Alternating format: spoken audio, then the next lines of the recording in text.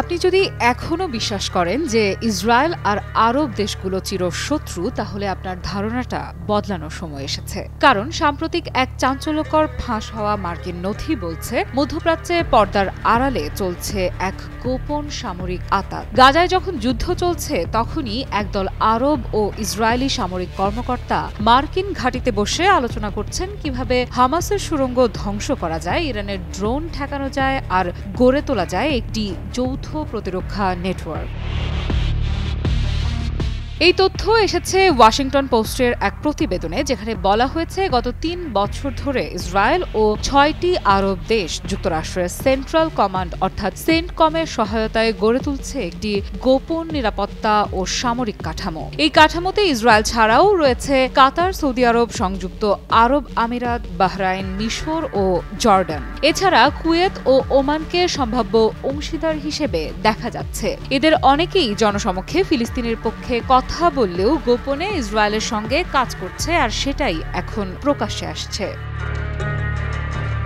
এই বৈঠকগুলো হয়েছে বাহরাইন, কাতার, মিশর, এমনকি যুক্তরাষ্ট্রের সামরিক ঘাঁটি ফোর্ট ক্যাম্পবেলেও। প্রশিক্ষণের বিষয়ে গাজায় হামাসের টানেল কিভাবে খুঁজে বের করা যায়, সেগুলো ধ্বংসের কৌশল আর ইরানের সম্ভাব্য ক্ষেপণাস্ত্র ও ড্রোন হুমকি মোকাবেলা। সেন্টকমের একাধিক নথিতে দেখা গেছে অংশগ্রহণকারীরা তথ্য আদান প্রদানের জন্য যুক্ত হয়েছে একটি অভিন্ন নেটওয়ার্কে, যেখানে রাডার ও সেন্সরের মাধ্যমে সবার কাছে পৌঁছে যাচ্ছে গোয়েন্দা তথ্য।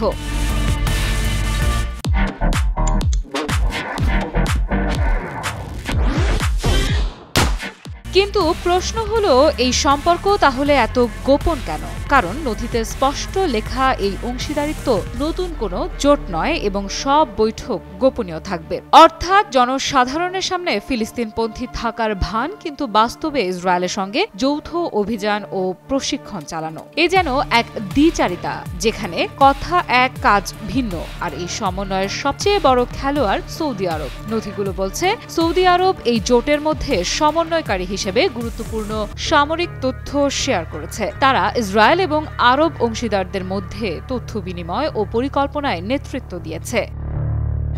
এই জোটের আওতায় অংশীদার দেশগুলো যুক্ত হয়েছে সেন্টকমের অভিন্ন সিস্টেমে, যেখান থেকে সবাই রাডার, সেন্সর এবং গোয়েন্দা ছবি শেয়ার করে। বিনিময়ে যুক্তরাষ্ট্র তাদের এসব তথ্য বিশ্লেষণ করে ব্যবহার উপযোগী করে দেয়। কিন্তু অবাক করার মতো বিষয় হলো, এই গোপন প্রতিরক্ষা কাঠামো যখন সবচেয়ে প্রয়োজন ছিল, অর্থাৎ ৯ সেপ্টেম্বর কাতারে ইসরায়েলি ক্ষেপণাস্ত্র আঘাত হানার সময়, তখন তা কোনো প্রতিরক্ষা কার্যক্রম চালায়নি। এটা কি ব্যর্থতা নাকি ইচ্ছাকৃত নীরবতা?